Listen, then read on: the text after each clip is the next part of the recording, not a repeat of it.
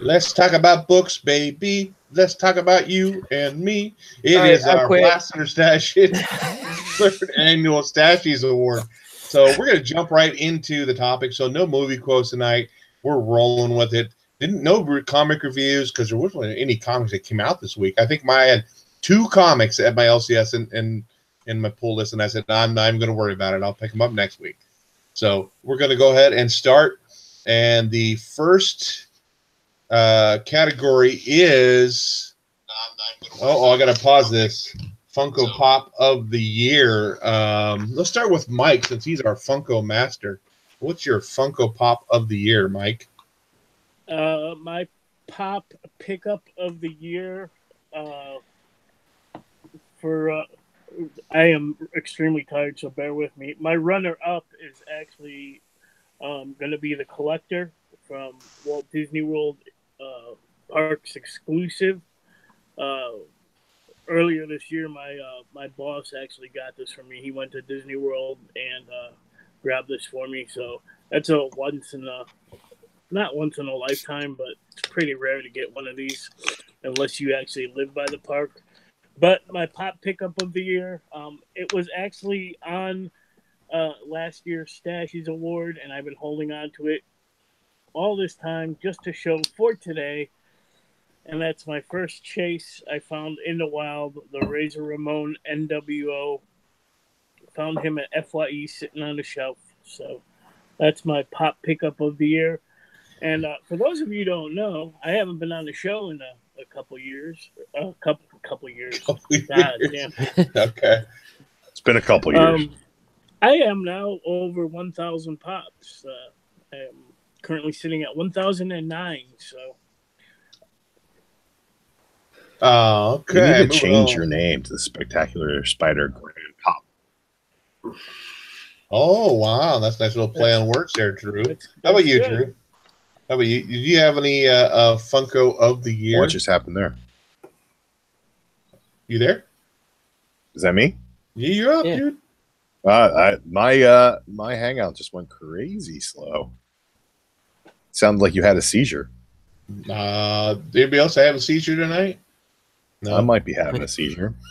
Maybe you are. I think somebody spiked your pot stash there. No, unfortunately not. My pop pickup of the year is Metal Alchemist's Alex Louis Armstrong. This is the GameStop exclusive, and he's shimmery shiny. This is absolutely fantastic. This line of pops is really great, and this is real standout, and I really enjoy it. Moving on to Midwest. Well, if you had asked me a month ago, the answer probably would have been different, but now I'm going to have to go with Stanley. That's the only Stanley pop I have, so. I passed on one of those. We had a little store called Little Lots that bought stuff like in bulk from like Walmart, and they had a whole bunch of those there, and I didn't grab one. I don't know. I'm kicking myself in the butt now for not getting you're a dumbass. Thank you, Paul. Moving on to Joe. And you're not a big Funko guy. I'm not. I do hunt them down for my wife, and this year I was particularly proud because I found her the perfect Christmas pop of all time. She was so happy that she bought me a recliner. So it's a fair trade. And she's always saying that she wants these and how hard they are to get and everything else. But I was actually able to get her a Freddy Funko Comic-Con exclusive from this year, 2018. Apparently the little mascot ones are a lot harder to find. And I found her one, and I got her that in 2 Stan Lee ones too. One where he's dressed up like the general from Thor, and the other one where he's dressed up like a ninja or a samurai guy from Doctor Strange. So that made her happy, which makes me happy because then she's off my ass. So that was pretty cool.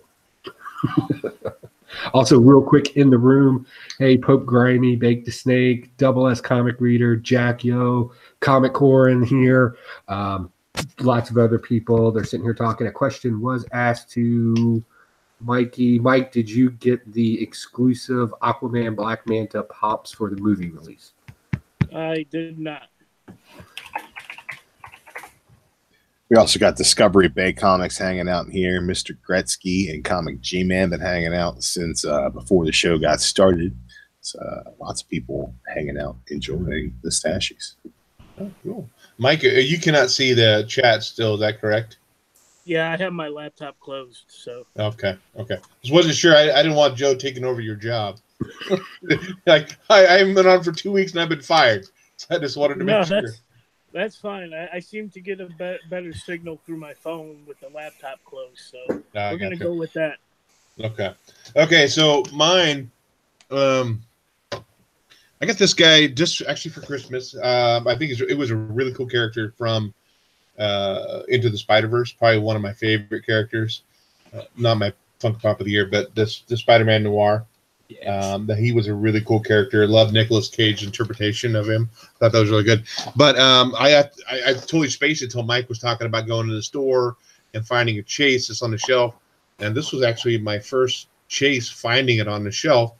And that's the DC Comics Bombshells Catwoman chase. Found her at Toys R Us probably about a month before they closed, or there a couple months maybe before they closed. So that is my Funko of the year for me. I have not been buying a whole lot of Funko lately, so we applauding? One single plaudit. Is that what it is? Okay, so moving on to Funko series of the year. I'll go start this one. I didn't really go searching for a whole lot of series this year in Funko Pop, so I really don't have anything in the Funko series of the year. So we'll throw it on back over to Drew. You have anything series of the year you're looking for? Series of the year. I am not a huge Funko collector. I actually don't collect series. I will pick up one on the shelf that I think speaks to me personally. But a lot of good series have come out this year. They started doing the Saga pops this year. They've been really cool. Just shared that Full Metal Alchemist pop. I got a couple of those out. They're awesome. My daughter actually chases the It and the Stranger Things pops, and they've been coming out with different variations on all the characters left and right. So those are two series that I think that I would definitely nominate up there.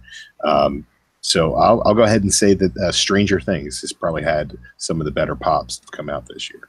Yeah, the great Ghostbuster one. I really wanted to try to get those where the kids are dressed up. Yeah, for them, but I just never pulled the trigger on them. They had some of the coolest movie moments too. Yeah. Paul, how about you? Like Drew, I usually don't collect by the series. I just collect what I like. But I'm a nostalgia kind of guy, so I'm gonna say probably two series, and that would be Brady Bunch and Gargoyles. I never thought about Brady Bunch. Gargoyles, yeah, that was one of my favorite TV shows. Did you get Cousin Oliver? He's a chase. Joe, I don't know about you. Maybe talk about your wife's favorite run. Well, she's got complete runs of like Lord of the Rings and everything else, but I do have one complete series. And I was very surprised when they started doing the streaming services on television. I started going back to older 80s shows that I kind of grew up with to see if they were still as ridiculous today, and they are. And one that I was watching consistently was the A-Team, and my wife went out and made it a point to get me the complete series of the A-Team. I got the B.A. Baracus Inside the Van, plus all four of them. Complete, and that was just really kind of cool. But as far as my pop collection goes, I think maybe I own 20, but that is the only complete series that I own. And moving on to our Funko specialists, Mike. Well, man, so many fucking great fucking pops from the Infinity War, like Paul said, the Brady Bunch, Married with Children came out with pops this year. But I'm going to have to go with the series of the year is the Venomized characters that they started putting out. As you can see, some of them down there. This one is an exclusive from GameStop, the Venomized Black Panther. I'm actually still missing a couple. I think I'm missing Venomized Loki and one other maybe. But that's the series of the year, the Venomized Pops. That Venomized Black Panther just kind of looks like Kitty Cat Venom. Because he's already black. He just looks like Venom with kitty cat ears. There he does. Now, I mean, when I go look at Funkos and look at the sets and stuff, I always look at the back and see, you know, what pieces are in that set, and I always try to determine which one do you think is going to be the hardest to find out of that particular set. But that's also hard too because they always put out these limited edition ones or the exclusive ones. But yeah, I like looking at those and go, I bet you that one's going to be hard to find, or you know, like when the Civil War one, it was Falcon that was pretty hard to find out of that original run. But it's kind of cool to do that. Okay, moving on to our next category, and it is Marvel Book of the Year. Drew, what is your Marvel Book of the Year? My Marvel Book of the Year has just come out recently. Man, am I loving the return of the Fantastic Four. Marvel Book of the Year is Fantastic Four, hands down. I absolutely loved it. I thought that the return of the Four has been fantastic all the way through this week's wedding issue, which is also really enjoyable. Art has been top-notch. It's been great storytelling, and it's been great getting these characters back where they belong. Absolutely loved it. Definitely my Marvel pick of the year. I thought about Thanos. That was really great. I thought about Cosmic Ghost Rider. That was really great, too. All those stand the test of time the way the Fantastic Four do. I don't believe that they will. I love this Fantastic Four series. I loved the lead-in with Marvel 2-in-1. I think that Fantastic Four coming back is the best thing Marvel has given us all year. I can't abide by that. That's my Go fuck yourself, all right? Thank you. Paul and I think felt the same way about that Fantastic Four #1 and how much it would just piss everybody off. So, but moving on, Paul, what's your Marvel Book of the Year? My Marvel Book of the Year is Daredevil. I thought it was well written the entire year. The art was great all year. It's just been a really good run that just ended. And I mean, it's a perfect time to end of the year, you know, and I know I talk down about most Marvel books, especially their ongoing series. This one was well worth the read. Now that one just ended. They're coming out with a new one starting January, I think, or February. Is that continuation of the same character, or is that? Do you know if anything from the old series is leading into this? It's new creative team. That's all run. it is. Yeah, it's a new run. Yeah, same continuity.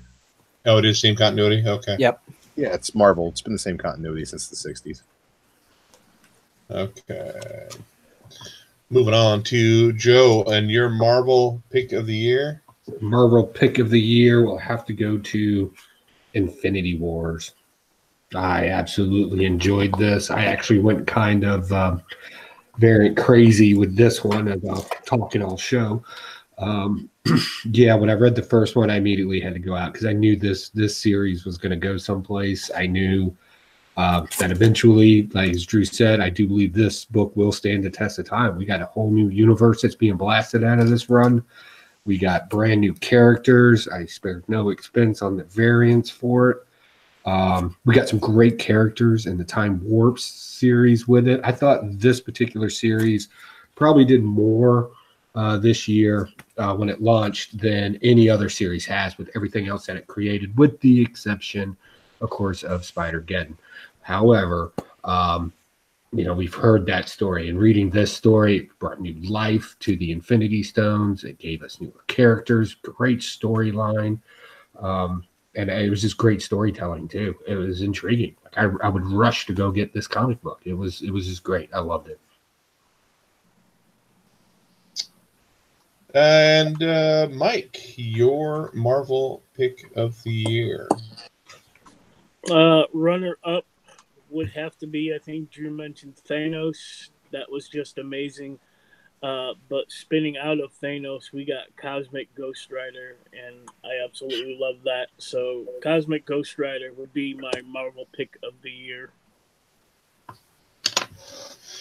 I had a couple runner-ups. Well, I'll talk about the one. Venom, the Donny Cates and Stegman art has been great. This is one of my favorite books. I always look forward to reading when it's out. But for me, another Cates created character, and to go along with Mike, Cosmic Ghost Rider. This was one that I was super excited to get to read every time it came out. I looked forward to it. It was like the first book I read when it was in my stack. Frank Castle, Ghost Rider. I've been a big Punisher fan forever. And when this character first came out, like, what the hell, dude? What are they doing? You know, Frank Castle is Ghost Rider now. As you know, I thought it was the lamest thing at first, but reading that series and looking forward to, they have Cosmic Ghost Rider Kills the Marvel Universe is coming out in this year's month previews. So looking forward to that too. So it's Cosmic Ghost Rider for me as well. Now we're moving on to DC Book of the Year. And this time we are starting with Paul. I think this may have been my pick last year as well, and I'm still going with Deathstroke. It's multi-layered, deep, well-written. You can't do better than that. And as a runner-up, I'm going to have to go with Super Sons. Moving to Joe, the DC book. My runner-up, believe it or not, was actually Plastic Man. I really enjoyed that story arc that they had, that little mini-series they had. But my primary pick has to go to Justice League Dark. I thought the art in it was great. Great cover art on the variants. Really made it worth it. Great lead into the next story arc. They're not leaving anything untied. They're explaining everything as you go through, and they're really taking their time to develop these characters and really give them their own thing. And I just love the work that they're doing in doing that. And, there's a chimp with a sword in it, and it seems kind of hinky, but just reading the story itself, that thing could be anything, and it wouldn't matter in this particular story. So that's why I really liked it. They're really focusing on that story and just giving you decent enough art to keep your attention to it, but just great storytelling. Mike, DC book? DC book, again, for this year, runner-up, I'm going to go with Suicide Squad again, but DC pick of the year, I wish they continued on with the story, the world they created, and that's Gotham City Garage. I love the DC girls mixed with a Sons of Anarchy kind of vibe, and like I said, I hope they revisit that world soon because that was pretty awesome. So. Okay, moving on to me. My runner-up, I guess my number one almost doesn't fit because it kind of started in 2017 but wrapped up in 2018. And this may have two. Mr. Miracle, that's my runner-up. Great story, great take on the character. Brings, Tom King does great there. Batman, hit or miss a lot more. But I think any of the characters Tom King writes outside of Batman has been pretty good. I've been enjoying them pretty much, and I like that run there. But my pick for DC Book of the Year, like I said, it started in 2017, but that's Batman White Knight by Sean Murphy. A great story, great art. I mean, he did everything in this book, and I absolutely loved it. And I hope to actually see more of Batman White Knight coming forward into it. So that was a great story. And Mike, shake to see it like, oh, did you actually like that book too, Mike? Yeah, I totally forgot about White Knight. That was amazing as well. Drew, it's got to be Bendis. Well, let's check in with the chat real quick. Great Legend Show popped in, wants to know if we talked about Fantastic Four yet. Yeah, it's my Marvel Book of the Year, Legend. Marvel Book of the Year, The Return of the Fantastic Four. We did talk about that. I'm going to say some things that aren't so nice later on in this show when we do Blast of the Year. And I want everybody to remember right now the nice things I say before that. DC Book of the Year, okay? DC released a lot of really great books this year. We talked about two of them. White Knight. Oh, man, what a great Batman story. Fantastic stuff. Mr. Miracle. Really great character study in that. Paulie talked about Super Sons. Super Sons of Tomorrow was a story that came out this year that it was fantastic at the beginning of the year. One of the best arcs in comics this year, in my opinion. Really great stuff.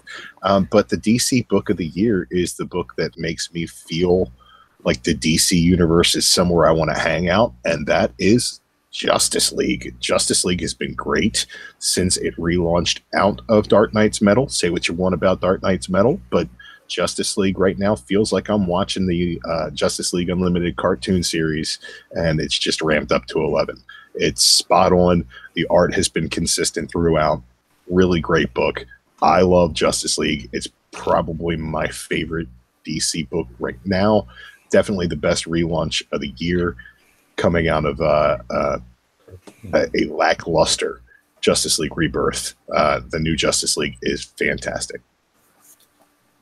And Comics Corey, yeah, I am upset because I have to shave the beard. We have not discussed this live just yet. The Ravens made the playoffs.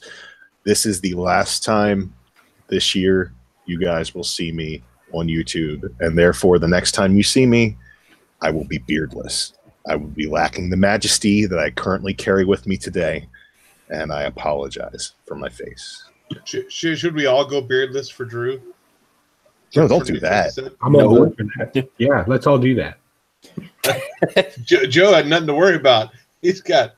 I love you guys, but I don't love you guys that much. Damn right. You know, I think every guy who has a beard has that moment where they shave it off and they go, "Oh shit, I made a mistake." You know, that's the thing. I always get used to my beard and I shave it off and I go, "Whoa, never again!" And then I shave it off like a year later and you go, "Oh crap, I did it again." I've done it twice since I was 18. That was enough.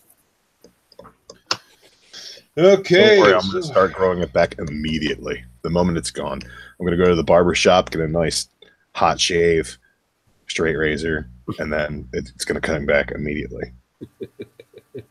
He's gonna do it right. We pooch out in 1 week. Moving on to Joe in your indie book of the year. Oh, it was a rough one. Luckily, there was a lot of categories I could mix things around in because this was a hard one for me. My runner-up was Magic Order, believe it or not. It was not my first place. And that even kind of broke my heart, too, because I wanted to give this book a little bit more love, and that's Project Superpowers. I have been enjoying the artwork in this. I thought they had some great storytelling in it. They kind of didn't harp on the past and the way it used to be written. They really updated the characters and really are just telling a story from a different angle and a lot more inclusion in this episode, I guess you could say, or in this series. But just beautiful artwork in it. Great storytelling. And it didn't make it as confusing. But like I said, there was plenty of other categories to stick books that you liked in this year to talk about. So, yeah, I got to give for Indy this year. And, I mean, it was hard. I mean, we had Magic Order, we had Farmhand, we had Bully Wars, we had Self-Made, Prodigy. I mean, we got a lot of great indie stuff coming out. So I'm not saying the rest of them were bad, but just one that I really sat down and really read and enjoyed, and even read them twice in some cases, was Project Superpowers for me. Did you see that? I think I shared it, the Matina cover for coming up for number 5. Yeah, I've already got that on order. Oh, did you get the Virgin cover? Yeah. I'm thinking about buying just that Virgin cover because that's a pretty badass cover. I don't know if anybody else has seen that. That's a pretty good cover. Mike. Yes. Indie book of the year. Oh man, so many great, especially this last half of. We're getting Middle West and Burnouts and what's the one that I've been buying since issue 1, and it keeps getting better and better, is Oblivion Song. And Indie Book of the Year is Oblivion Song. Okay. My runner-up, I totally spaced it. Catherine just talked about it right there, is Unnatural. I actually thought that book was really good. It doesn't really fit into what I normally read, but I just really like the art in it, and the concept is kind of cool. So, I mean... Yeah, you did. Yeah, Like yeah, pig nip. Liking them pig nips there, half scotch, aren't you? Yeah. But actually, like I said, it's not a book that I normally read, but it's one of those ones that kind of like opened your eyes to a few other little different things you may not have seen before, which is kind of cool when comics do that. They make you have a different, like I think a little different now. But my pick of the year for any book, and it's not even over yet, and that's Magic Order. I think this book has consistently been one of those, like that oh shit moment to make every book has had one of them. This first book here to give it away, the kid that gets taken over by the bad guys and kills his dad or his mom's boyfriend. Oh crap. Next book has another thing, and it just continues to have those shocking moments at the end of the book that make you just say that. I got to read double S comic readers chat there. So, but Magic Order, I'm looking forward to that wrapping up. Hopefully pretty soon. Drew, Indie Book of the Year. I think my pick is kind of a little bit of a cop out, because even though it is from an indie publisher, it's a well-known IP. It's a property that's existed for a while, and a lot of really great indie books came out this year. Redneck was great. We got Gideon Falls was amazing. Oblivion Song. You got Ice Cream Man. Nick Wilson was fantastic. You're talking about a year where Saga was as good as it's ever been. Walking Dead was as good as it's ever been. And to top all that off, my indie pick of the year, Mighty Morphin Power Rangers. Holy shit. It was like the greatest event ever. It's like Kyle Higgins was like, hey, guess what? Here's Power Rangers. Here's a shit ton of continuity. Play with it. And it was amazing. I really loved it. I can't say enough good things about it. I've been talking about this book all damn year. I loved the Power Rangers this year. Shattered Grid was amazing. A year where Black Hammer was epic and Jeff Lemire wrote a million different stories in that universe. Power Rangers tops it for me. You talk about not necessarily an independent book. Image is an independent book, but it's a close third right behind Marvel and DC. So it's not super indie. I don't call Image, but it is independent, I guess, just because of the nature of it. So, moving on to Paul and your indie pick of the year. Like most of you have indicated, this was probably the toughest category for me this year because there was just so much good stuff and so many different genres that were covered there. I have two runner-ups, and that would be Magic Order, and as Drew indicated, if you buy anything with Black Hammer in the name, you're not going to be disappointed. But for my pick, I got to go with Oblivion Song. I mean, like Mike said, it's just getting better and better with each issue. Huey, let's check in with the chat real quick. We got a lot of folks, a lot of friends of the show hanging out. We got Cat Ren Figures. We got Comic Core chatting it up. We got Jeremy Edwards, longtime blasted brother. He is in there. Said he'd agree with me about Justice League earlier. So I like that about him. Comics Misexplained is up in the chat. Mr. D, the uncanny Kyle Waka, joining us from New Zealand. How's your holiday going down there, buddy? We got Pages, Films, and Plastic in the chat as well. Midwest Comic Man just said, hey, everybody. I don't know who that guy is, but, hopefully he's having a good time. Exactly. You guys talk about Black Hammer, and I've listened to other podcasts. I think I might have recently talked about it as well. It's one that I passed on. I remember when Black Hammer first came out. It was about a year ago, something like that, maybe a little bit longer. Early 2017. Early last year. and I passed on. I mean, my LCS had quite a few number ones sitting there, number 2, number 3, and I kind of looked at them and I thought, nah. And I passed when I read that first issue, it blew me away. So that's one of those books that I think I'm kicking myself in the butt for not picking up when they were out. One of my LCS asked me, do you actually read other books? Do you actually follow issues? Or do you read all these new books all the time?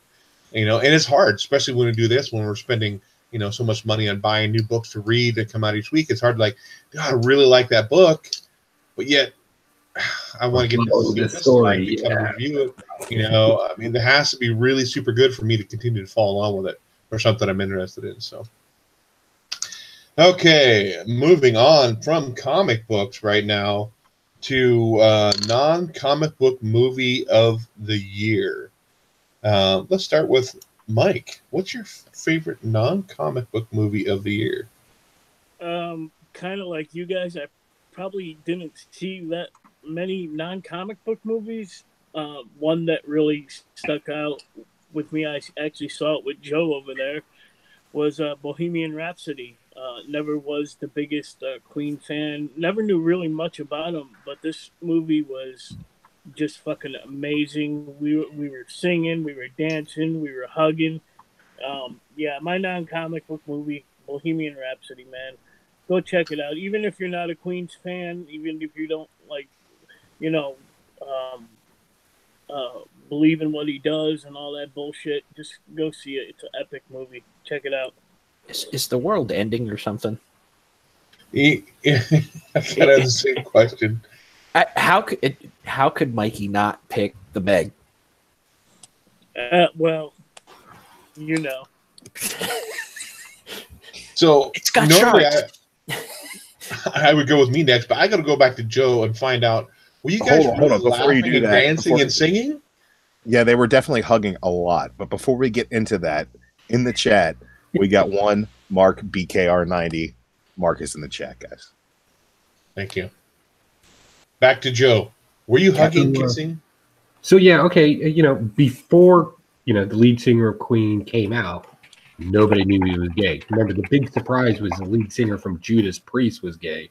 Now, mind you, that was a guy who ran around in ashless chaps and sang like we couldn't figure that out. So let's kind of start there.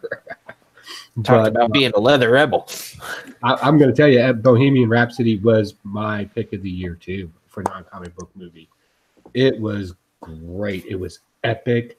The music was on point, and you learned a lot about a piece of pulp culture, reference. I mean, the music they created, the different styles they made, how even on their albums, no two songs sounded the same. Everything was very different. I listened to Queen. I had records of Queen listening to Macho Man. Okay.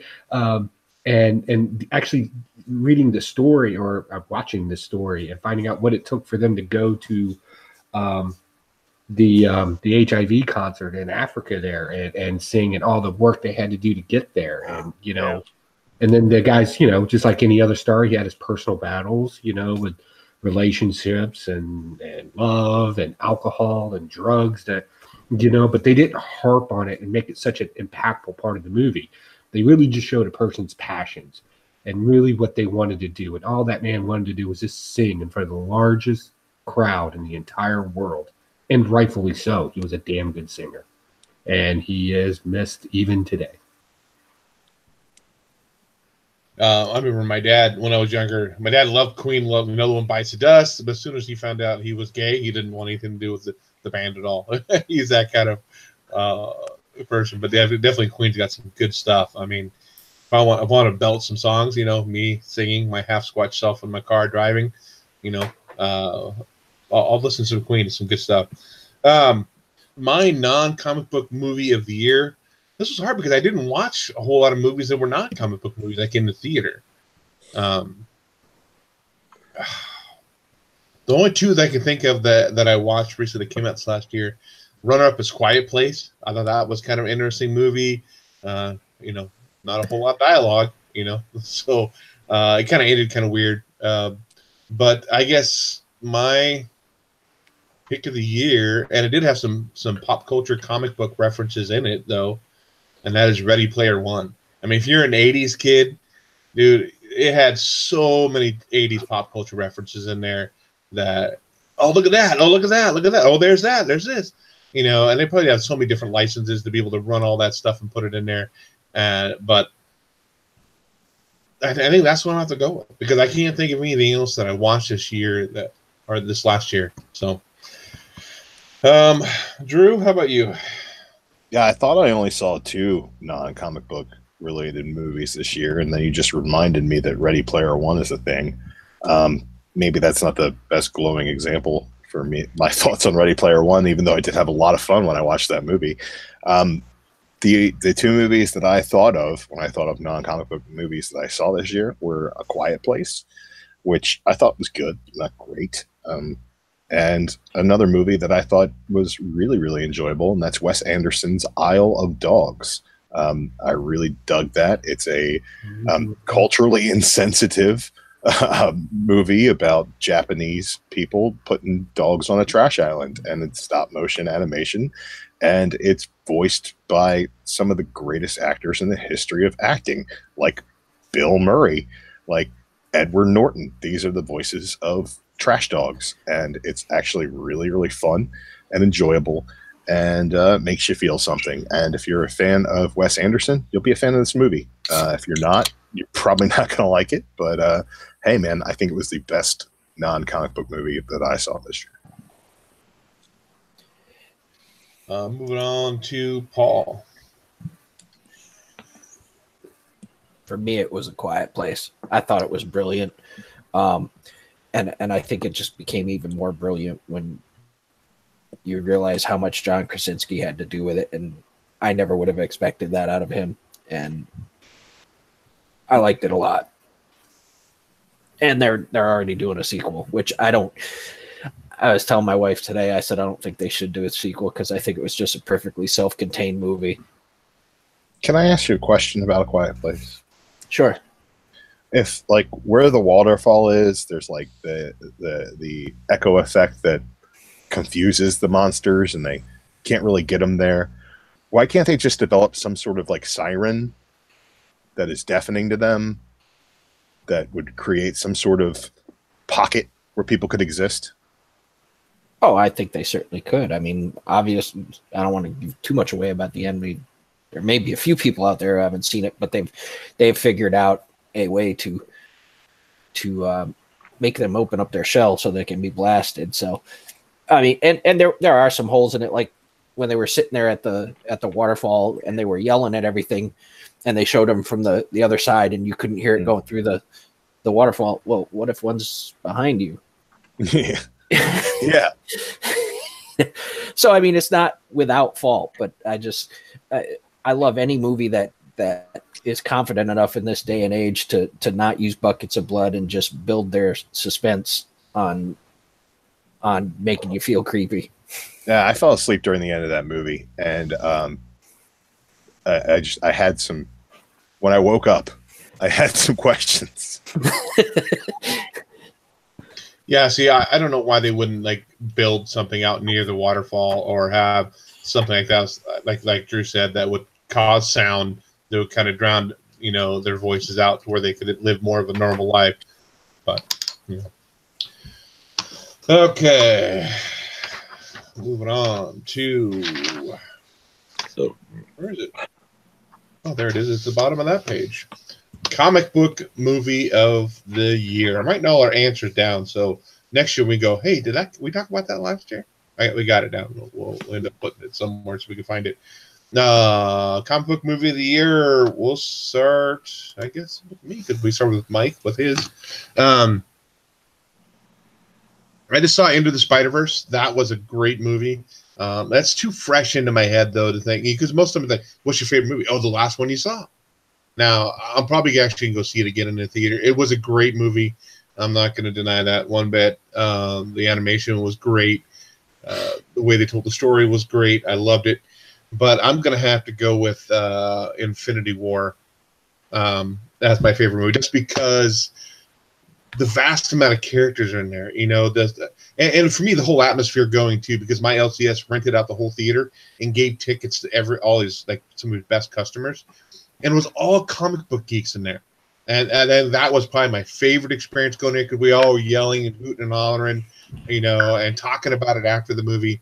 So that is my pick of the year. You know, people who are non-comic book, you know, readers, they watch that movie and they're like, what a shit ending that is. And people don't understand that, wait a minute, slow down. That happens in the book, you know, not the same, but it happens in the book. Slow down, wait for it. So that is it. My pick of the year is Infinity War. Drew? Yeah, this isn't a question. Like, the greatest comic book movie ever created is Infinity War. It is the culmination of 10 years of storytelling. Does it stand on its own? Yeah, it does. Was it cool for you to go see it in the theater when the LCS rented it out? Yeah, it was. Was it cool for me to see it the 4 times that I saw it in the theater in different formats? Yeah, it fucking was. Was it cool the day that I bought it digitally and I watched it that night? Yeah, it was. Was it cool the next day when I watched it again? Yeah, it was. Will it be cool when I watch it tomorrow? Yeah, it fucking will. In 15 years, will it be cool? Yes, it will be cool. A lot of great movies came out this year. Even the shitty comic book movies were pretty fucking good this year. Pretty good, man. DC released 2 of the top 5 movies this year. Are you kidding me? We got Aquaman. It was finally awesome. They finally put together a finished CG and made a fun movie that people could laugh along with and have a good time and eat their popcorn without feeling they needed to cry because Superman's breaking people's necks and it's all about Jesus imagery. Yeah, they finally did that. Did we get 2 great cartoon movies this year? Into the Spider-Verse was amazing. Teen Titans Go to the Movies was great. Deadpool 2, Juggernaut, yeah, fuck yeah, that was awesome. But Thanos, the rest of them are done. Wow. Great in there, Drew. Paul, how about you? Everything Drew said. I mean, that's essentially what I was going to say. 10 years. This started with Iron Man in 2008.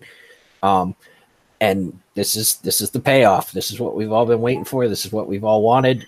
And when it was up there, it's everything we wanted it to be. It was incredible. And personally, I think this was the best year ever for comic book movies. There were just, everything was hitting on all cylinders.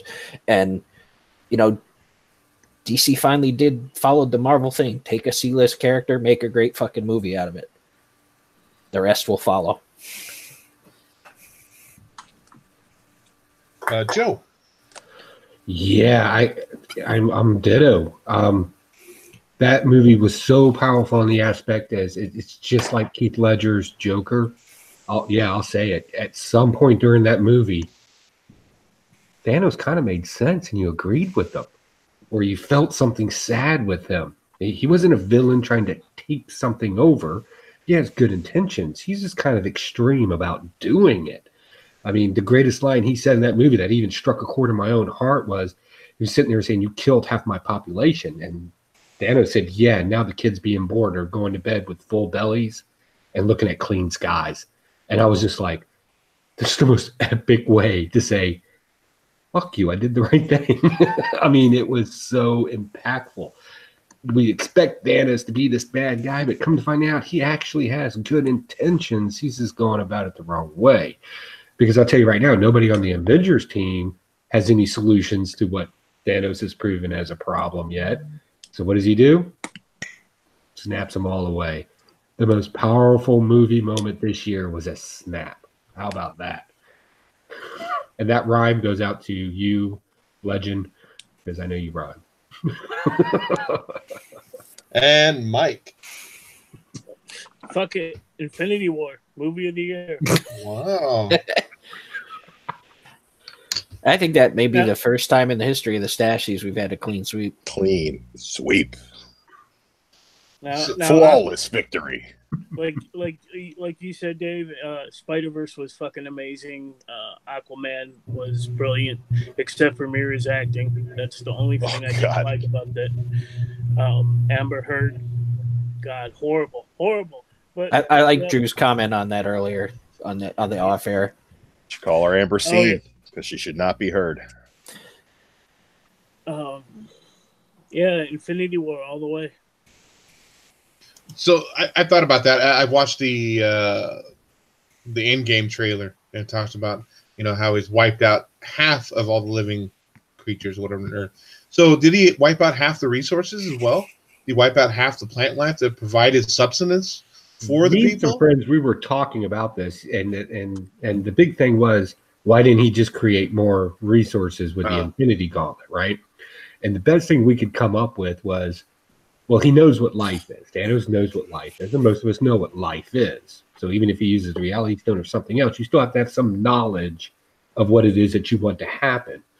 So if you don't know all the finite resources that sustain the life, you can't produce it. Does that make sense? Well, yeah, it makes sense. But I mean, if he's wiping out half the living creatures, he's wiping out half the deer population. He's wiping out half the tomato plant population. You know what I'm saying is, so he's cutting the population. You don't hunt that much. No, he's killing the humanoid population. I mean, he doesn't come out and say it, but he knows it. He didn't when he was killing half of Gamora's people, he lined them up and he shot them. Yeah, he did not go out and cut down and burn half the crops. Yep.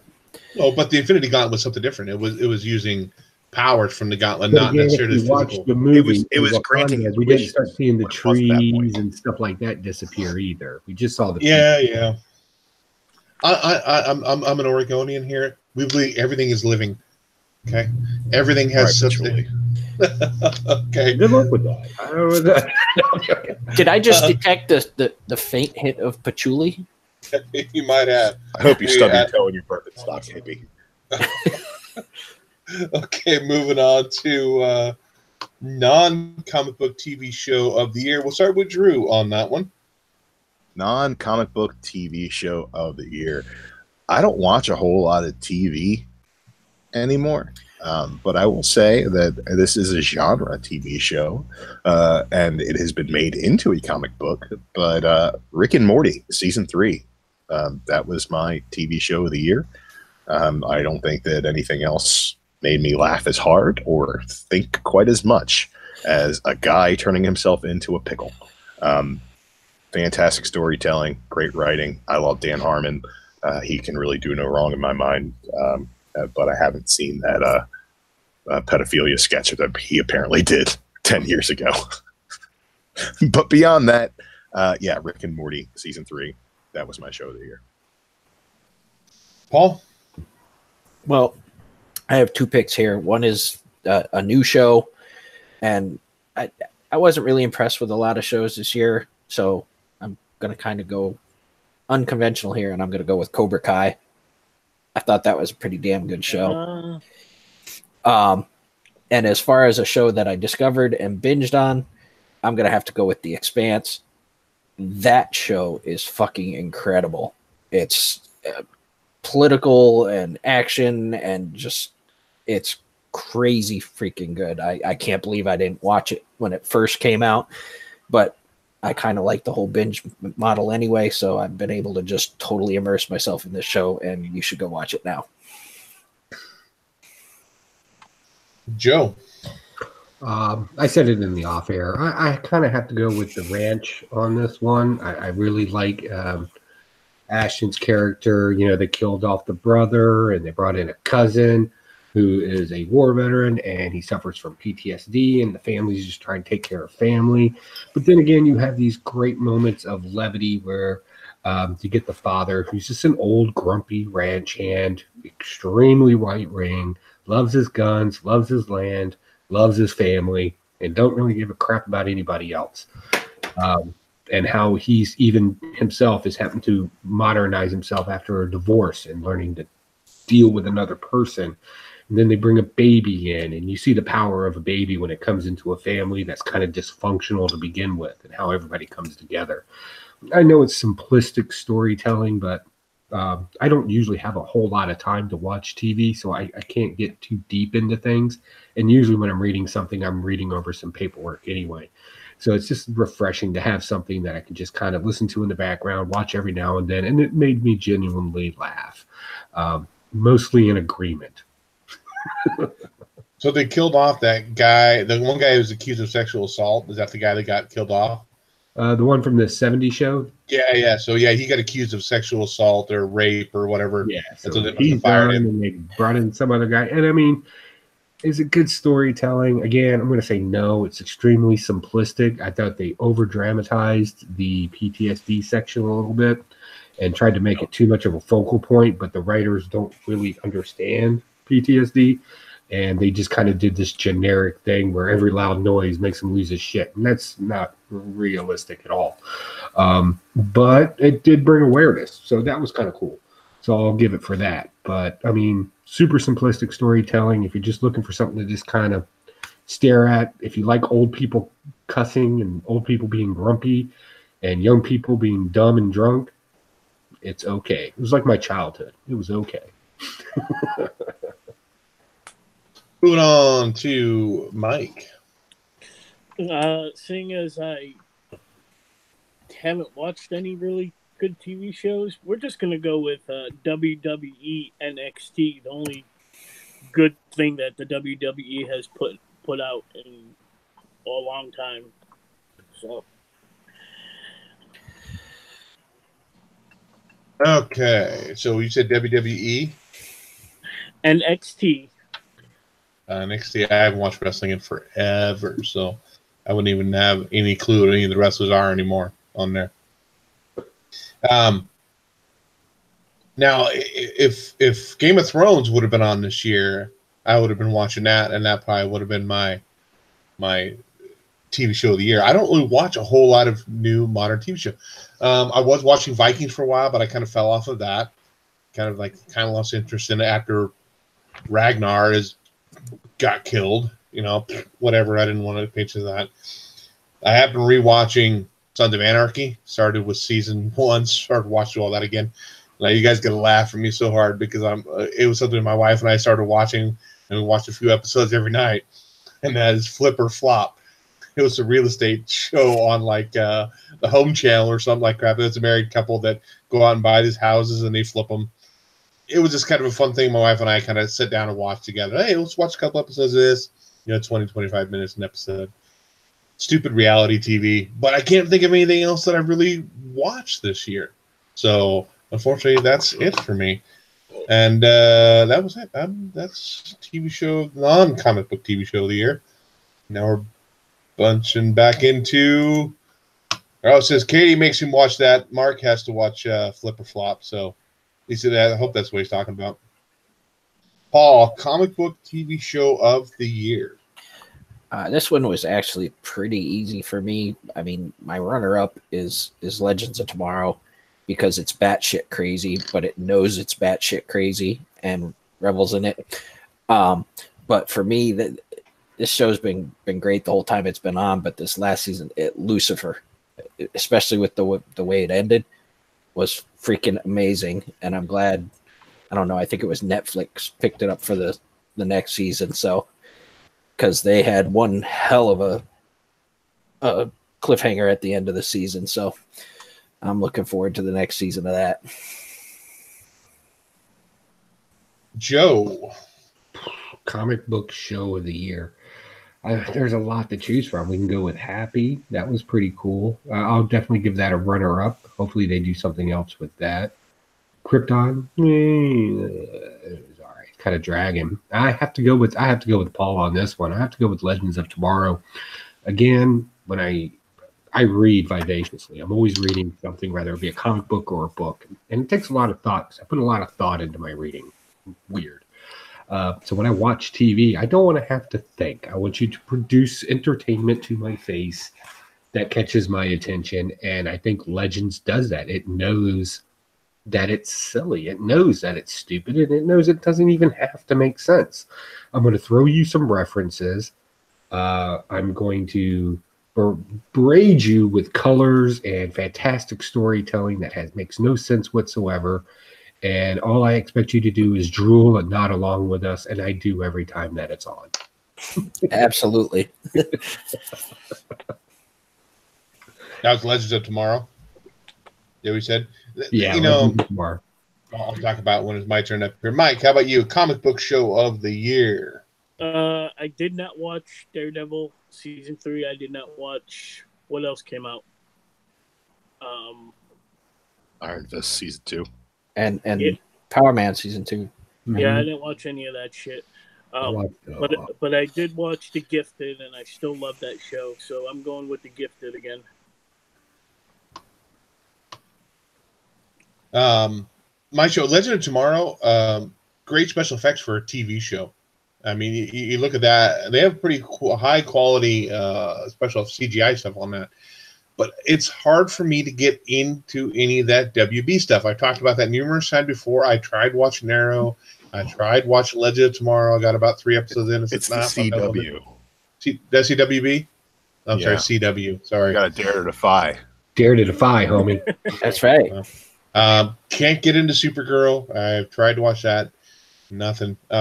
So I'm going to have to go. And I tried Iron Fist. Got about 4 episodes of that. Just kind of dropped off. Didn't even bother with second season of Luke Cage. So it's got to be Daredevil season 3 for me. That's the only comic book TV show that I've watched.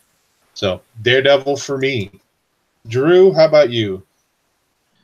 Comic book TV has become a bit passe. It was everything that was comic book TV was hot for the longest time. Arrow was great for the first couple seasons. Flash was great for the first couple seasons. I fell off of both of those shows. I don't watch Supergirl. I didn't get into the Elseworld stuff that apparently looked like it was all right, but hey, not my deal. Walking Dead had a bit of a bounce back year this year. I forgot about that. Sorry. But still doesn't really rank. I liked Daredevil season 3.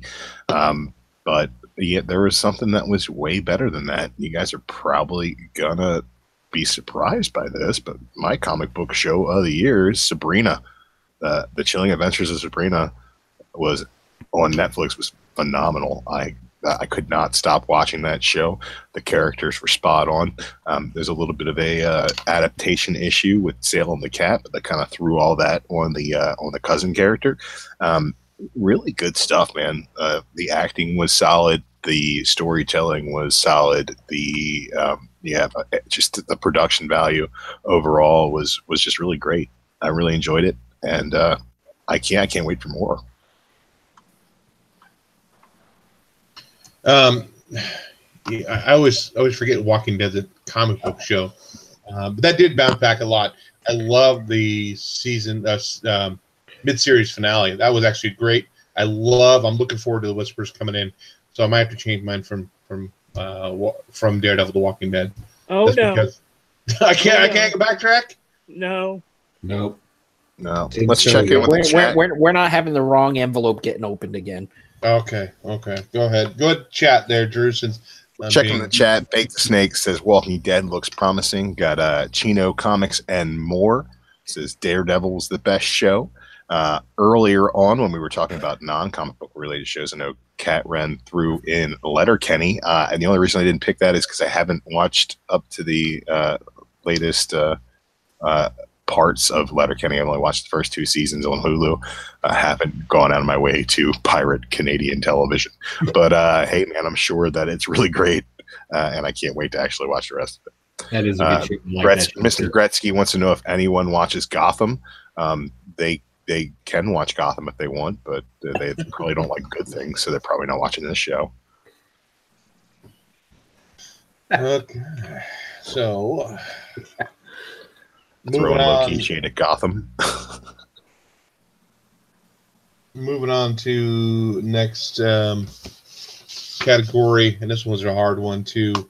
I'll start with Joe on this cover of the year. You had a lot of variants this year, Joe. I did. I picked up, I would say half of my collection this year is mostly variants. And I picked up some expensive ones too. And this one really kind of was a nail biter for me. I just couldn't pick it out. So what was my criteria for picking the best cover? Do I want to go off cool aesthetics? What would be it? And I decided, and my wife was standing with me when I'm going through my long boxes. And I was like, man, I just don't know how to define a good cover that would make sense. And my wife is just like, just do what you normally do. Whatever speaks to you the most, you'll find the words to talk about it. Because you're a great bullshitter. And walked out of the room. So I'm flipping through, and I got to thinking about which comic book series made me the most excited that came out this year, and that was Captain America. And I picked this variant right here.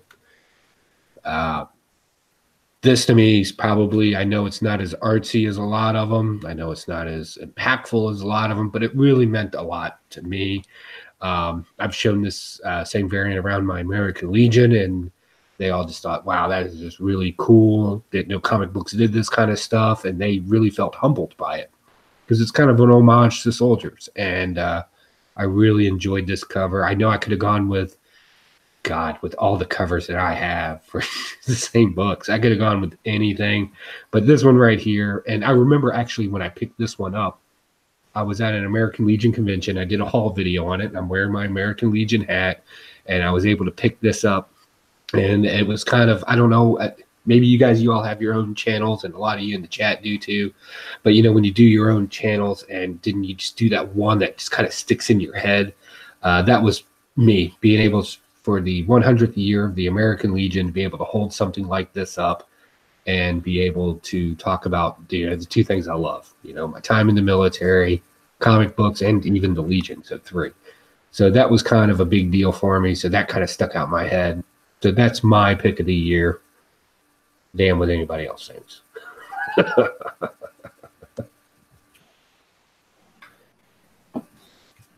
Going on to Mike. All right, runner-up is this Cosmic Ghost Rider number 4. This what's the artist's name? That is yeah, him.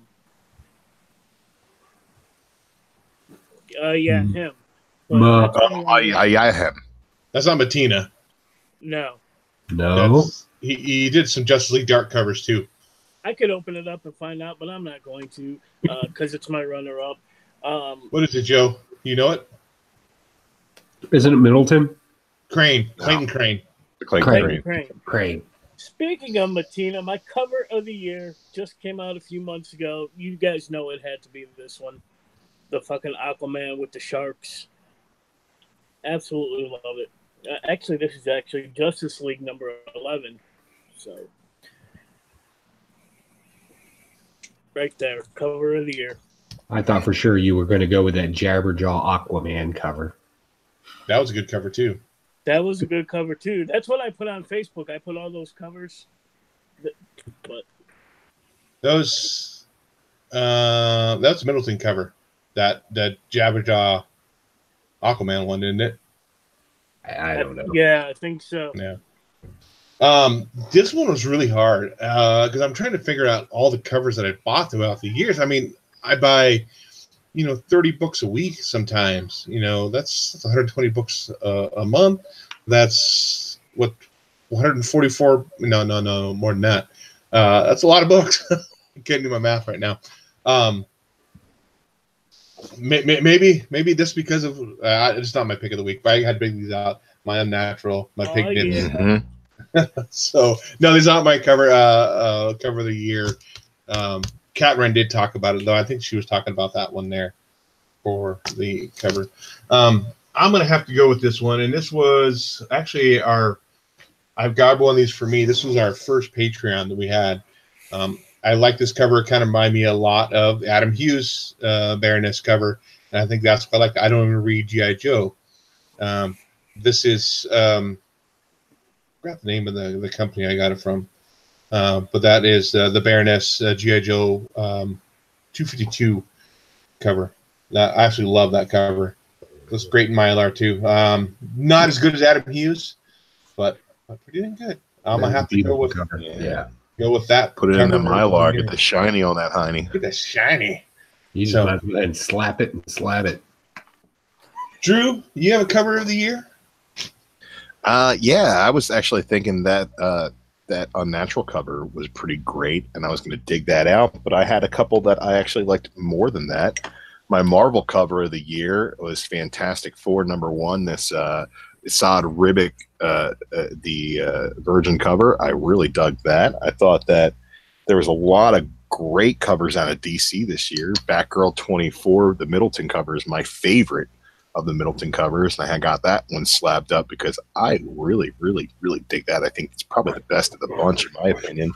But one cover really blew both of those away, and that is Vampirella Roses for the Dead, #1. This is the Billy Tucci Virgin variant. I absolutely love this cover. This cover does things to me that I can't explain. It made me buy a Vampirella book. This is the only Vampirella book I own, and it's because this Billy Tucci cover is so freaking gorgeous. I love the composition of it. The bats look great. The colors are fantastic. And it's just, man, look at her in all her glory. This is really great. And this is definitely my cover of the year.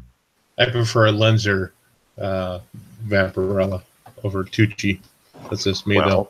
Go ahead and prefer what you prefer. Okay. Paul, do you have a cover of the year? Yeah, and like everybody else, I mean, there's just so many great covers this year. It was hard to pick one, and if you ask me tomorrow, my answer may be different. But I've been a huge fan of this artist since I discovered her, and she's done a ton of great covers. And let's see there. That's the Jenny Frison Wonder Woman 56 variant. I mean, that's just an amazing cover. She does some amazing stuff on Wonder Woman. And she's one of those ones that everybody says, I don't read the book, but I pick it up for the cover. Yep. Yeah. That would be that right there. We got to chit chat with her in Baltimore. I think Drew was gonna propose to her, weren't you? No. She was with her man. Comics Misexplained might have just like totally bypassed him though. He's pretty enamored. Yeah, Frison for me, just like a few other artists I'm going to talk about here in our next category, is hit or miss. Sometimes they're really great covers. Sometimes I'm kind of like, I don't like them very much. But yeah, talking about so many different artists out there. There were tons of Middleton covers this year that were awesome. Clayton Crane had some great covers that were cover price. Of course, the Mattina covers for Batman, Deathstroke, all those have been great. A lot of great covers out there. Buddy Frank Cho. Frank Cho, I have been picking up Harley Quinn forever just because Frank Cho has been the cover artist on it. Have I read it for 60 issues? No, I have not. Just like some of the books I'm going to talk about here shortly, I have not read. They're purely cover buys. So, moving on to Artist of the Year. Now, are we talking cover artists? Are we talking interiors? Or does that matter? Doesn't matter to me. That really doesn't matter. You can mention interior. I have one for interior. I have one Pretty for vague. both. Mike's disappeared on us. He's frozen. Am I frozen? Yeah. Do you want to build a snowman? You want to get a copyright strike? Well, I'll go to jump while I see if Mike gets unfrozen there. Warren Liu, the guy, this one, he did that Baroness cover. He did that Wonder Woman cover there. The Batman 50, which everybody freaking loves, right? He's been a great artist. Art Germs had some great covers this year too. But my favorite is and he's hit or miss too. He has some covers I don't like. Middleton, Batgirl stuff. I don't read these. Pick them up purely for the cover. This is I love that cover right there. That's fantastic. Another one there. That kind of reminds me of that Catwoman cover. And of course, 23. Great cover. Awesome cover. So Middleton has been a great cover artist. For interiors, though, I'd probably have to go with Stegman. Is Ryan Stegman for Venom? He's been doing some great interiors too. Mike, you're back up and running. What's your cover of the year, or artist of the year? I'm sorry. Just for interiors, I just want to give a special shout out to Ryan Otley for his work in Amazing Spider-Man. I really like his stuff going on over there. But for artist of the year, it's got to go with Mattina. Here's some covers. Suicide Squad connecting cover here. Got this awesome Deathstroke cover right there. I think, Dave, you mentioned Batman right there. And here's a Spawn he did. So just amazing stuff as far as a cover artist goes.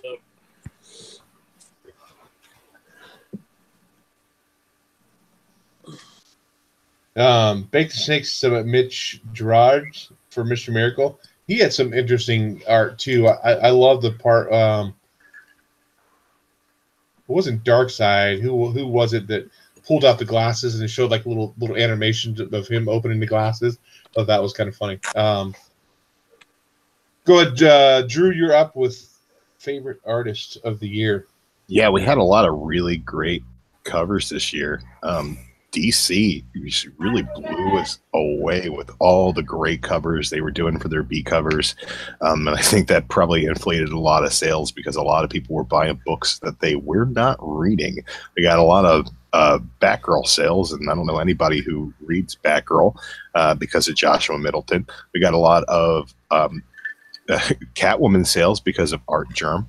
We got a lot of Wonder Woman sales because of Jenny Frison. I would guarantee you that a lot of people who are buying those books aren't reading them. The show covers on the Harley Quinn stuff, the Mattina covers all over the place. Fantastic covers. They were doing a great job with that. And Marvel has, just as many great covers coming out from fantastic artists all over the place. But I went with somebody whose interiors really blow me away. And that is Jorge Jimenez. His work on Justice League and Super Sons. That's the way I see the DC universe in my head, is the way Jorge Jimenez draws it. I really enjoy his work. I think that when he's not on Justice League, it suffers a bit. Jim Chung does a great job when he's filling in, but the Jorge Jimenez art is just, man, the stuff he did with Super Sons early in the year and the stuff he did in Justice League just really, really blew me away. If I was going to hire someone to draw a book for me, that's who I hire. Paul, artist of the year?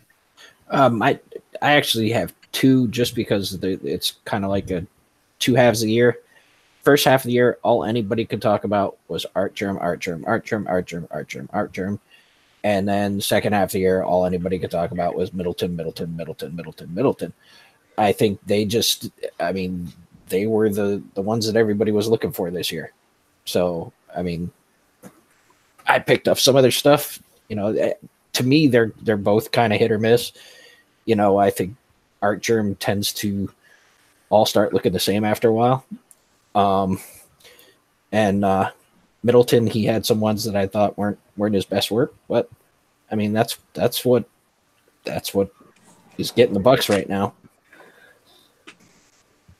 Art Germ tends to, all his characters need to look like elves to me. They kind of have, like Michael Turner's kind of the same way. So was J. Scott Campbell. J. Scott Campbell is another one he's very much elfy. Let's just change their color of hair, and then now it's somebody else. So it's kind of hard to differentiate between the two. Okay, so is Middleton for you? Middleton and Archer. Joe, favorite artist? Wow, I was gonna wait. I figured it would come to me right up till we got to this point. Some lightning bolt would hit my head, and I would be able to say, "Oh yeah, that guy."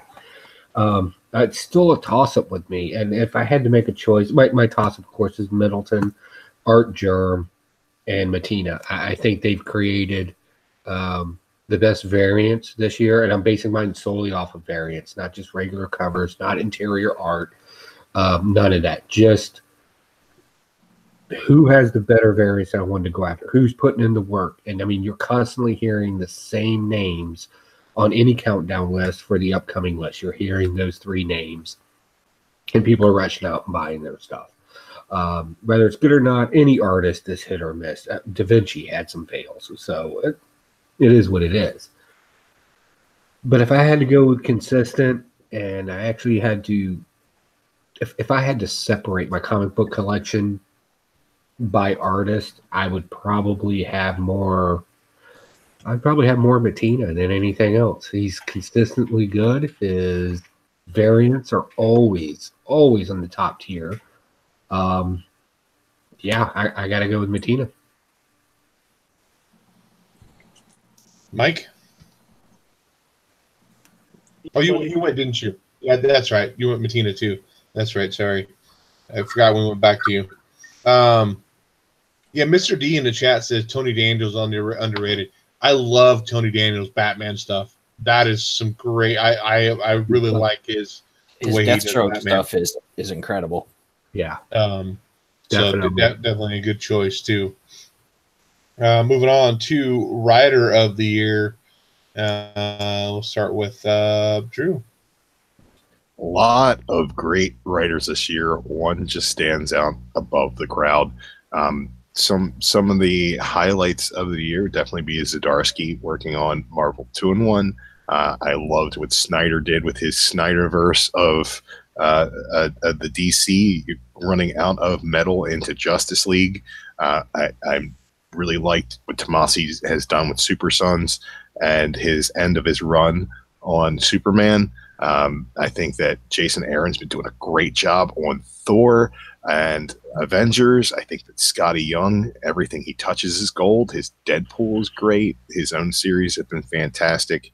And, you know, but head and shoulders above all that, if a Donny Cates book comes out, you all go fucking nuts for it, man. Donny Cates is the writer of the year, hands up and then back down again. This guy, man, what is he writing that's not good? Really? He's not. Paul, how about you? Like it was for the comic movie of the year. This one's just not even a question. Everything he touched turned to gold this year. There must be something to be said for selling your soul to Satan.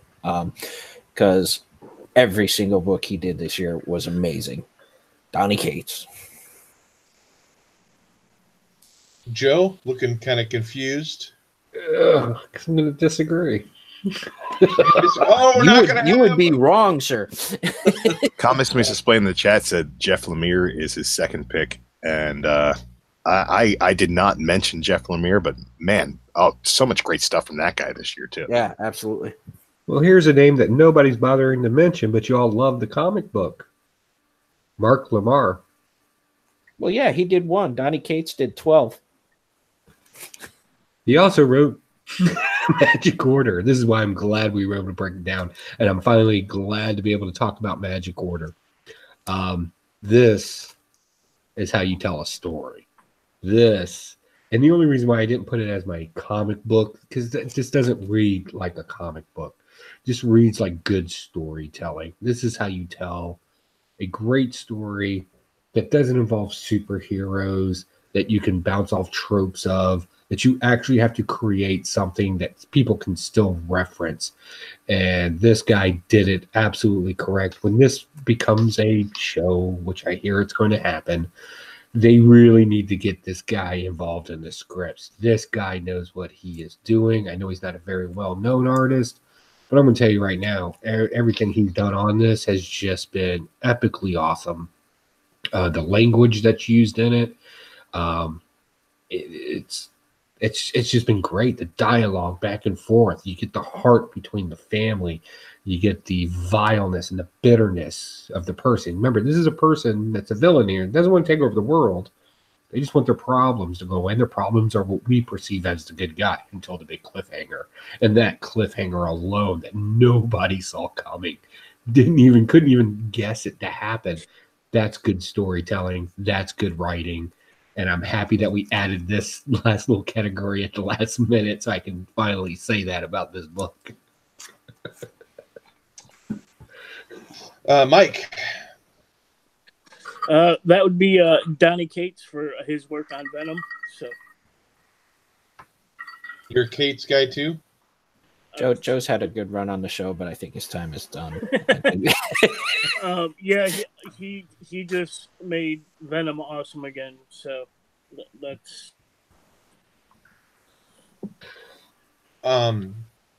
You know, I want to go back to what Drew was saying. He was talking about it was Jason Aaron on Thor. Is that correct? Yes. Yeah. So, I bought issue 1 and maybe issue 2. But, to make you happy, I actually went to my LCS today and I picked up all the other back issues to get caught up on Thor, just because I'm thinking something's going to be happening in that book and it's going to be an important book to be reading.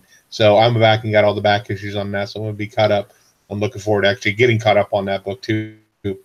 But for Writer of the Year, it's got to go to Cates. I mean, he's the one that, who was on the first part of that Thanos run? Who was the writer on that? Lemire. That Lemire? Yeah. Lemire? I think when Cates picked it up, though, it changed the tone of it. Lemire was off of it before the start of the year, though. Oh, what was he? Yeah. Okay. Yeah, I believe Cates' first issue dropped in December. So Okay. I think that first issue of Cates on Thanos was last year, and the rest of the series was this year. Yeah, but my point being is when he came on, that's what kind of changed it for me. Yeah. That's what kind of like, wow, okay, hold on a second. What am I missing here? So I had to go back. I couldn't get the first print of 13, which is the first Cosmic Ghost Rider. I got the second print on that. But I realized I was missing something pretty damn good there, and I better go back and get it while I can. I'm even picking up the trades on that last part of Donny Cates' run on that Thanos, so I don't have to go back and pull up the floppies and I can read the trade. So definitely it's got to be Cates. I mean, he's bringing Venom back. He's bringing Sexy back. So it's got to be Cates all the way for me. That's you, Dave. You're bringing Sexy back. I try, Mike. I try. Drew just keeps pulling me down. One other note, a writer that I didn't mention that I've really been loving his work is Matthew Rosenberg. He's been doing Punisher. That has been fantastic ever since he took over and he put him in the War Machine armor. That story has been great. And he's part of the brain trust on Uncanny X-Men right now, and he's done some great stuff along the way. How about Snyder for Doomsday Clock? Not Snyder. That's not Snyder. That's Jeff Johns. Jeff Johns, yeah. Finger guns. Okay, moving on to Blast of the Year. I guess we'll start with Paul on this, because usually he has some interesting and colorful words to say about the books he doesn't like. Well, the runner-up would be the Bat Dong, because it managed to kill an Empire imprint before it even came out. But for me, the Blast of the Year is the bait and switch pulled by DC and Marvel with Batman 50 and Fantastic Four #1, which was horseshit. Whoa. You shut your whore mouth. It's my turn. My whore mouth will have its turn later. Poor little great legend spent $80 fucktillion on the 932.6 variants of Fantastic Four #1 to get the return of the Fantastic Four. The only problem is they didn't fucking return till issue 2. And Batman 50, let's have this great fucking wedding. At least Fantastic Four, I assume they did the wedding in the current issue, because I haven't read it yet. But they did. Batman 50, let's have the wedding of the century. Didn't fucking happen, did it? And again, $90 fucktillion on variants. It's just fucking stupid. It leaves a bad taste in people's mouth, and it's gonna hurt them in the end. Fuck Marvel. Fuck DC. Fuck them all. Was it Fantastic Four or was it Batman your big Blast of the Year? Well, just the whole bait and switch for both of them. Okay, just bait and switch. Okay, moving on to Joe, your Blast of the Year. You know how I blast a book. The one that cost me money, time, energy, and effort, and did not fulfill anything. And I would like to think that I am somewhat generous to comic books. Have some good heart. You threw one out the window. I did. Also set a couple on fire. But all I ask is, if you don't know how to tell a story, at least wrap it up to where it somewhat makes sense. If you don't understand a character, reboot the character. If you don't know how to do art, right? At least do your best. Don't give me your shitty work. You know, show me effort in your work, and I will give you my money all day long. The book that did not do that was Typhoid Fever X-Men. That book is so bad. And The art in that book is so fucking bad. I'm a variant guy. I also had the variant too. Now, if you go back to when this book debuted and we did a Blaster Stash it, I literally went off on this book so bad. I think you see veins in my neck. And anything this year with Typhoid's name on it, the Iron Fist, or whatever garbage, all of them were bad. And the bad thing about it is it shouldn't be bad. Like there's a good character here that you can do something with, but you didn't, and you let me down, and you just grabbed my cash, and you left me hanging and unsatisfied. The only reason why I have not burned these things at the stake is because some sucker on eBay is going to buy both of these thinking that they mean something, and I'm sorry if it's anybody that I know. Sounds like it was one of Drew's call girls for Baltimore. You know, took your money and left unsatisfied. Hey, they're not call girls; they're hookers. Sorry, I was not PC though. So I'll be honest. If anybody else on that panel has a book worse than this, I really want to hear it. Mike, was yours worse than typhoid fever? If I can talk, I picked up Typhoid Spider-Man, and that was fucking pretty bad. So I didn't even bother with them two. My blast of the year was probably Action Comics 1000 and anything Superman related. So,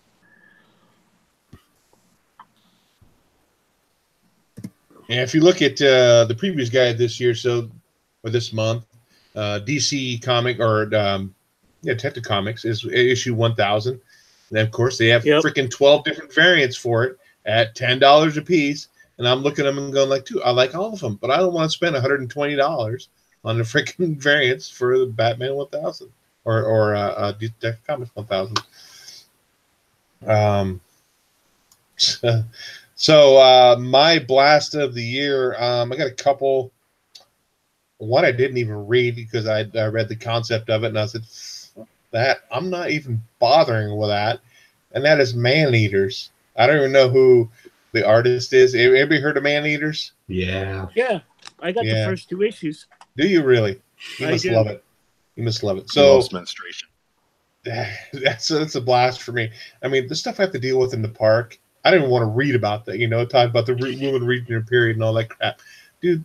You wouldn't believe women's restrooms are far worse than men's restrooms. I tell you that much. You go in there, they're nasty. They're freaking nasty. I don't want to deal with it. I don't want to read about anybody's periods. But the other one has to go to X-Men Black for me. I hated every single issue of X-Men Black. That's up. The art was not good. I hate the fact that Marvel did it with the Defenders as well. Let's give you 4 independent issues, but here's number 1 later on. Like, dude, don't do that to me. I'd rather pay $10 and get an oversized book and read all of them in one book versus being a cash cow and doing that. So Marvel does it all the time. So X-Men Black, blast for me of the year. Drew? All right, guys. We ready? Mr. Negativity's here. Talk about my blast of the year. And remember all those really nice things I said earlier when I was talking about my DC book of the year? I mentioned all those great series that I loved so much. Yeah, well, picture this, guys. I want to set the stage. You better Justice League Black. I'm just telling you right now. Don't you say it. No. I'm going to set the stage right here. All right, we're talking about spring of, was it 2016? So we're just talking about 2017. Last spring. Yeah, last spring we launch DC Rebirth, right? And we're taking everything back to where it's supposed to be after Flashpoint, after New 52. We're bringing the Trunks back, right? We're bringing back character-based storytelling. Everybody's book is based upon them. We don't have these big, overarching, giant problems that interact continuity all over the place. We're taking things back to basics, right? We get a great Superman title. We get a passable Justice League title. We get some fantastic Teen Titans stuff coming out of that. We get Nightwing comes back. We get Nightwing back. Wally West is back, right? All these characters that we all want back, they all come back, and everything is the way it should be going. And we even get this nice, big, giant intrigue of the Watchmen coming into the DC universe. Like, this is great. All the titles relaunched. All the art was stellar. We got weekly releases or bi-weekly releases where everything was priced reasonably. DC was at an all-time high through that year. This year, my blast of the year is DC Comics. They did everything they possibly could do to erase the goodwill that I had as a fan. Bendis on Superman alone. Why in the hell are we taking the best Superman has been in years and giving it to Brian Michael Bendis? Well, I don't know. Tom King Batman. Holy disappointment, Batman.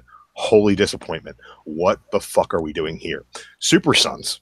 Let's just go ahead and throw that away because Brian Michael Bendis doesn't want to write a John character anymore. Let's just throw it away. Okay, well, what about the Watchmen? That was coming, right? That was going to be cool. No, Doomsday Clock takes 4 months to put out an issue. Nothing happened until issue number 8. All right. Dark Knight's Metal. Hey, I enjoyed it, but the overwhelming reaction to Dark Knight's Metal was negative. Yeah, we got a couple things good spinning out of that, but for the most part, New Age of Heroes. Anybody still buying New Age of Heroes? All those titles are canceled, aren't they?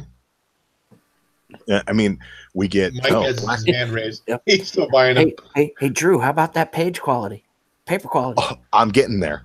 I'm getting to the half-ply gas station toilet paper that they call pages. I'm getting there. We get to a point where, you know, we're writing new events to cover up for the fact that Jeff Johns can't finish his event. Like, it's just everything that they did good with Rebirth, they have undone. Oh, we brought back Wally West because that's what the people want. Well, Jeff Johns, he stepped down. He's not in charge anymore. Dan Didio doesn't like Wally West. We just killed him off. So we just brought him back to do nothing with him and then kill him off before Doomsday Clock's even finished. What's that about? We bring back Nightwing. Everybody's excited about Nightwing. Now he's Rick Grayson. What? They shot him in the head? Why? Because Nightwing's not interesting. Didn't you learn your lesson 2 years ago when you brought back Nightwing and the sales spiked? What are you going to kill him off again? Like, it's just dumb. Heroes in Crisis is bad. Tom King can write singular stories about, you know, important psychological things that happen to heroes, which is great. Mr. Miracle was great. Vision was great. But, oh, my God, don't give him free reign to fuck with continuity because it'll bite you in the ass. There's just so much that should have been capitalized off of Rebirth that was just absolutely squandered by DC Comics. The page quality is terrible. The prices all went up. Everybody wants to bitch about Marvel prices, but they've been consistently high for 3 years. DC just pulls that rope-a-dope. They're like, oh, no, well, we're going to give you smaller books for less money, but we're going to release them twice a month. Now those prices are even going up after that. Man, they're doing so many great things with so many great characters, but at the same time, they can't seem to not fumble fuck their way through something like Black Label, where they were like, oh, we're going to do something edgy and release, you know, uncensored comics. Oh, wait, Batman's dick was in it? Oh, we didn't even know. Like, no, you knew. The Batman Wedding, issue number 50. The dumbest thing they did wasn't the okie doke that they pulled, not having them married. It was spoiling it in the New York Times a week before it came out. I got that article. Actually, I sent it to CGS because I'd rather have that slabbed than the actual comic book. It's just they have done so much to fumble fuck their way through this year that it surprises me that so many people are still on board. And I you know, they've got great cover artists doing their B covers. That's a system they've got down. And man, I'm glad that they're doing something for fan service, because right now there's just nothing that I can say about them as a publisher as a whole that doesn't smack of my distaste for their lack of continuity. Hold on now. You've been speaking very highly. I'm I'm going to say something here. You spoke very highly of Super Sons. Yes. You spoke very highly of it. Yes. Not everything DC you do is garbage. Some things did you? No, not everything they're doing is garbage, but what they're doing as a whole is absolute garbage. Fair enough. Okay. Super Sons is the case of even a blind squirrel finds a nut every now and then. The issue with Super Sons is Super Sons was absolutely phenomenal, but in order to kowtow to Brian Michael Bendis and the story he wanted to tell about creating his own fucking villains so he can try to get paid down the road, which is all he's doing, is they took John away from Earth. So therefore, the Super Sons story we're getting right now is actually a flashback story that happened before current continuity. So the Super Sons maxi that we're getting right now is the last of the Super Sons we're going to get. Like maybe they'll throw another Super Sons story at us, but it all has to fit in within this window of opportunity continuity wise, because they're not letting Damian do that anymore. Because now he's got to be a dark asshole with the Titans, which I don't mind. I like dark asshole Damian, but now they took John and told him to fuck off into space because Brian Michael Bendis didn't know what to do with him. And that to me, you're taking one of your hottest new properties, one of your best new books with some of your best storytelling going on in it that ties into Superman and Action Comics, which are your trademark titles. I mean, I guess, yeah, Batman probably does better sales wise for them. But like, if you're DC, you want your Superman title to be great, which is why they put Bendis on it so it would sell. But now it fucking sucks. It's just bad. They took what was good and they made it bad. And now they took what was great about Rebirth, bringing back characters that we loved, and they've trashed that already. Nightwing's gone. We brought him back in Rebirth. Nightwing's gone. And Wally West. All of Rebirth was to bring Wally West back. The Rebirth one-shot was a Wally West book, right? And the second that they stopped figuring out what they were doing with that, they killed him off. It doesn't make any sense. It's just... Man, and Tom King's Batman is just so out of character for the way Batman would act in every other situation, every other writer that has written him since Bob Kane and Bill Finger, that it's unrecognizable to me as a character at this point. It's just, man, there are so many things that I love about DC Comics, but the way that they are running their continuity and their publications right now, it's just absolutely sad to me.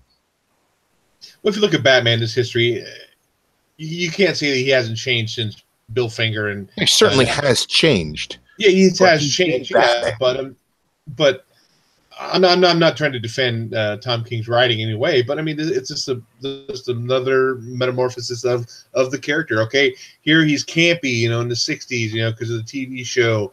And he's dark and brooding in the '80s, and now it's more of this. I mean, all right. It is what it is. Have you read Death of the Family? Yeah. All right. So Jason Todd dies, right? Joker kills Jason Todd. He knows the Joker killed Jason Todd, and he goes to attack the Joker, right? Who is he greeted by in that situation? He's greeted by Superman, who looks him in the eye and says, Joker has diplomatic immunity. You cannot do this. What does Batman do? Does he punch Superman? Yeah, he does. And then Superman looks at him and he's like, you got that out of your system? And he goes, yeah. He goes about his business and he figures out a better way to solve his problem. That's what Batman does. He finds a better way to solve his problem. He's slightly frustrated because Dick Grayson has amnesia. So he punches Jim Gordon in the face. That is not Batman. Batman does not punch Jim Gordon in the face. I don't care if Catwoman left him at the altar. I don't care what has happened to him. He's been put through the ringer more times than anybody else. He doesn't crack and punch an old man who's his best friend in the world in the face. That's just the dumbest thing I've ever heard in my life. I don't know. Over DC this year, yeah, their main titles have been kind of garbage, but their secondary titles, like I said, and Cat Ran hit it on the nail in the chat room. I kind of enjoyed Plastic Man. It was gimmicky. It was funny. It played off itself. It made fun of itself. And then you had Hawkman, which, by the way, just had some of the, they were some of the runner-up covers this year, some of the beautiful covers. But the story behind it kind of made sense out of the storyline that we knew of the Hawkman. We knew that he had these past lives, but we never really had it explained to us. And I thought they did a really good job explaining that to us. Now, you're right on the paper quality and all this other stuff. Absolutely. And I'm not going to blame DC overall for its, I'll blame it for its choices, but creative control that people have had. I'm not going to blame DC for that because, again, I thought Plastic Man was good. I thought it was original. It was fresh. Hawkman, and these aren't A-list characters, and they just seemed like really good story and really good art in them. And then you're right on the other stuff. On the other stuff on the DC side, their main money makers, they just seemed like it was mostly cash grab and clickbait. But I'm anybody in the chat room, anybody on this panel, I'm going to tell you, why everybody was focused mainstream, their secondary stories and their secondary miniseries, that's where it was at. Read the full series. It reads great, and the art works. I can't go along with it was DC. I will say that, yes, you're right about Bendis and all those other guys, burn them at the stake so they never make this mistake again. But the decision to put them where they are was DC editorial. Well, yeah, I get it, right? And that's just a pitch, man. They didn't base it off of anything qualitative. It was a resume just like anybody else filling out a job. It was a money-based. It was a money-based. They made a decision. Yeah. They made a contract. They had to live up to their contract. That's not DC's fault. I mean, every boss makes a bad decision. Everybody in the room has worked with somebody that should not have been hired at a job, but they filled out a resume, and they had to wait till they got the job. And you knew that cat didn't belong there. Yeah, that's life, man. It doesn't change in the comic book universe. It doesn't change in any other job.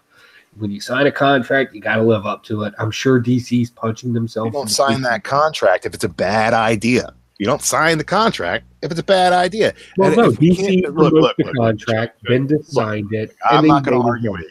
I'm not going to argue with you. This is my blast of the year. Right? Okay. This is my blast of the year. And we're on a panel with a guy whose catchphrase for the last few years has been what, Paulie?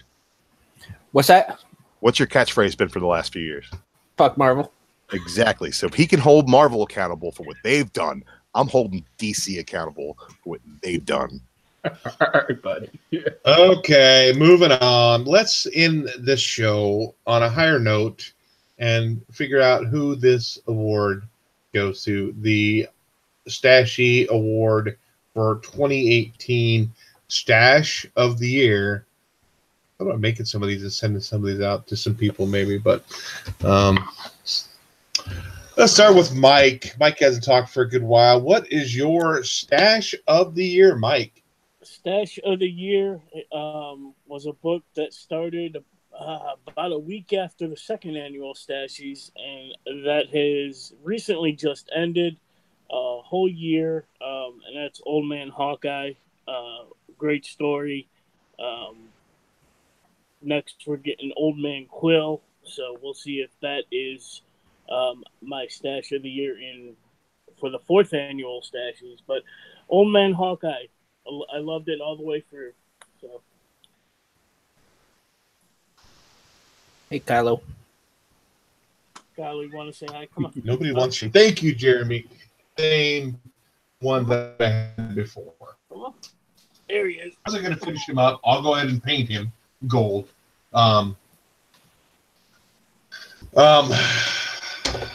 This was this title has actually been in a couple others of my categories earlier. I love the writing behind it. It's one of the books I always love to, when I get it, I want to read it right away. I love the direction it's going. I love the callback to older issues. I love how he goes through and does that and goes, hey, wait a minute. This character was in the panel here. Let's give him backstory now. And so it drive people nuts and try to go find that other issue there. He's bringing new life to it. He's bringing new characters who are bringing new powers to it. And that has got to be Venom. I was a mediocre Venom before fan, but Donny Cates' writing and the way he's bringing it to it, this is my Stash of the Year is Venom. Drew. Yeah, I kind of discounted this book from Marvel Book of the Year, but my Stash of the Year is Thanos Wins. The entire arc of Donny Cates' Thanos is my Stash of the Year. The first issue I believe was in last year, but I think that 5 issues is enough for me to think that, yeah, best book of the year by far. The moment that Thanos impaled Silver Surfer's head on the handle of Mjolnir was just too fucking much, man. It was too much. It's just too much. For a book that brutal to make me laugh as hard as it did with the Cosmic Ghost Rider in it was just fantastic, man. Just great stuff. Nothing else really came that close to that the way that book made me feel every time it came out. I had to read it in the car. I couldn't get home before I read that book. No other book does that.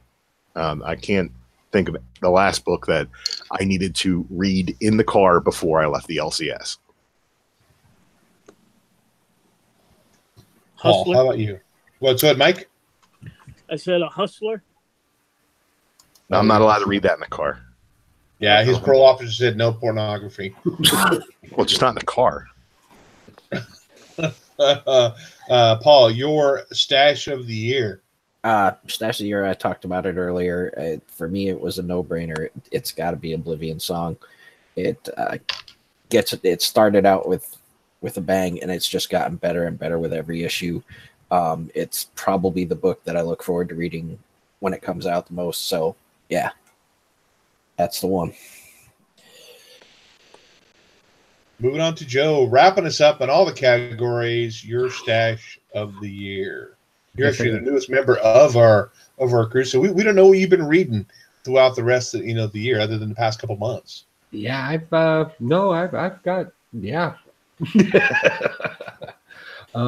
and plus I'm one of those guys. I read everything that I get because again, I love reading.